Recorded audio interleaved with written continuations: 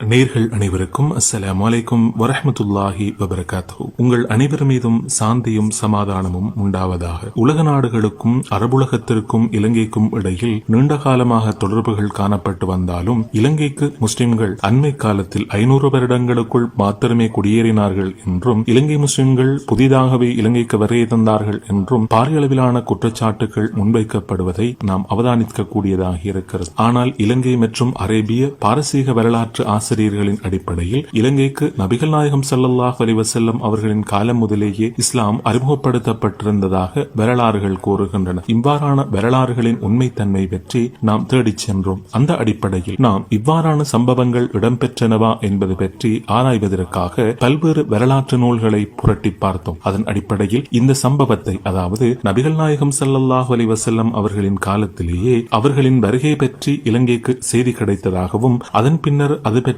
ஆராய்வதற்காக இலங்கையில் இருந்து ஒரு தூதுவர் மதீனா நகருக்கான பயணத்தை மேற்கொண்டதாகவும் வரலாற்று நூல்கள் கூறுகின்றன. இலங்கையின் சிறந்த வரலாற்று ஆசிரியர்களாக கருதப்படுகின்ற பேராசிரியர் சிரிமா கிரிபமுனே, பேராதனை பல்கலைக்கழகத்தின் சமூகவியல் பீடத்தின் முன்னாள் பேராசிரியர் தயா அமரசேகர, பேராதனை பல்கலைக்கழகத்தின் வரலாற்று துறையின் பேராசிரியர் ரோஹித தசநாயக்க ஆகிய 3 பேராசிரியர்களும் நபிகள் நாயகம் ஸல்லல்லாஹு அலைஹி வஸல்லம் அவர்களின் காலம் முதலேயே இலங்கைக்கு இஸ்லாம் அறிமுகப்படுத்தப்பட்டதை அவர்கள் உறுதிப்படுத்தி இருக்கிறார்கள். அதனை அவர்கள் எவ்வாறு உறுதிப்படுத்துகிறார்கள் என்பது பற்றியும் நாம் இன்றைய நிகழ்ச்சியில் பார்க்கவிருக்கின்றோம். இலங்கையின் புகழ்பெற்ற வரலாற்றுத்துறை பேராசிரியரும் பேராதனை பல்கலைக்கழகத்தின் வரலாற்றுத்துறையின் தலைவருமான ரோஹித் தசநாயக்க அவர்கள் எழுதியிருக்கின்ற அரப் இன் செரண்டீப் என்ற நூலில் 106 மற்றும் 107 பக்கங்களில் இது தொடர்பான தகவல்கள் விரிவான முறையில் வழங்கப்பட்டிருக்கின்றன. பேராதனை பல்கலைக்கழகத்தின் முன்னாள் பேராசிரியராக இருந்த பேராசிரியர் சிரிமா கிரிபமுனே அவர்களின் கருத்துக்களுக்கு அமைய இலங்கையின் 3வது அக்கபோதி மன்னனின் காலத்திலேயே நபிகள் நாயகம் ஸல்லல்லாஹு அலைஹி வஸல்லம் அவர்கள் அரேபியாவில் இஸ்லாத்தை போதிக்கிறார்கள் என்ற செய்தி இலங்கையின் மன்னராக இருந்த 3வது அக்கபோதி அவர்களின் காலத்தில் இலங்கைக்கு கிடைத்தது. நபிகள் நாயகம் ஸல்லல்லாஹு அலைஹி வஸல்லம் அவர்கள் தோன்றியதாகவும் அவர்களை சந்திப்பதற்காகவும் இலங்கையில் இருந்து ஒரு தூதுவர் சென்றதாகவும் அவர்கள் செல்லுகின்ற பொழுது கிறிஸ்துக்கு பின் 632 ஆண்டில் நபிகள் நாயகம் ஸல்லல்லாஹு அலைஹி வஸல்லம் அவர்கள் மறைந்திருந்தார்கள். அதே போன்று அவர்கள் செல்லுகின்ற காலத்தில் அபூபக்கர் சித்திக் ரலியல்லாஹு அன்ஹு அவர்களும் 2 வருட ஆட்சியின் பின்னர் அவர்களும் மறைந்திருந்தார்கள். இதனைத் தொடர்ந்து சையதனா உமர் ஃபாரூக் ரலியல்லாஹு அன்ஹு அவர்கள் இஸ்லாமிய உலகின் ஆட்சியாளராக மதீனாவை தலைநகராக கொண்டு ஆட்சி செய்து வந்தார்கள். இதன் போது அவர்கள் உமர் ரலியல்லாஹு அன்ஹு அவர்களை சந்தித்து இஸ்லாம் பற்றி கேட்டறிந்ததாகவும் இதனைத் தொடர்ந்து அந்த தூதுவர் இலங்கைக்கு நாடு திரும்புகின்ற பொழுது இன்றைய பாகிஸ்தானின் மேற்கு கரை நகரான மெக்ரான் கரைக்கு விஜயம் செய்த போது இலங்கை தூதுவர் அங்கு காலமானதாகவும் அங்கேயே அவர் அடக்கம் செய்யப்பட்டதாகவும் அவரோடு வருகை தந்த இந்தியாவைச் சேர்ந்த தூதுவர் இலங்கைக்கு திரும்பி இஸ்லாத்தின் செய்தியை எத்தி வைத்ததாகவும் பேராசிரியர் ரோஹித தசநாயக்க அவர்கள் கூறுகிறார்கள். அவர்கள் எழுதியிருக்கின்ற அரப்ஸ் இன் செரண்டீப் என்ற புத்தகத்தின் 106 மற்றும் 107 பக்கங்களில் இது தொடர்பான தெளிவான விவரங்களை பெற்றுக் கொள்ள முடியும். இதை போன்று பேராசிரியர் தயா அமரசேகர அவர்களும் இந்த சம்பவம் உண்மையில் இடம்பெற்றதுதான் என்பதை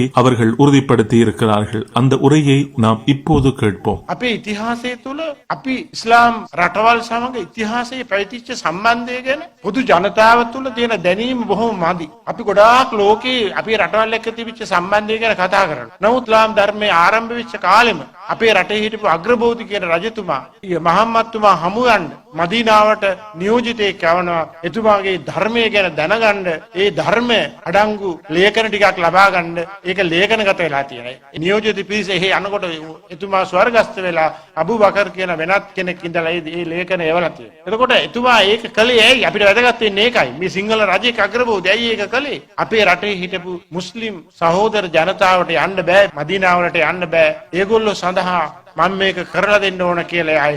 இவ்வாறான சம்பவங்களின் மூலம் இஸ்லாம் நீண்ட காலமாகவே நபிகள் நாயகம் ஸல்லல்லாஹு அலைஹி வஸல்லம் அவர்களின் காலத்திலிருந்தேயே இலங்கை மக்கள் இஸ்லாத்தை அறிந்து வைத்திருந்தமைக்கான சிறந்த சான்றுகள் காணப்படுகின்றன. இதன் மூலம் இலங்கை முஸ்லிம்களும் இலங்கையின் பூர்வீக குடிகள் என்பது உறுதியாகிறது என்பதை நாம் இந்த வேளையில் ஞாபகப்படுத்துகின்றோம்.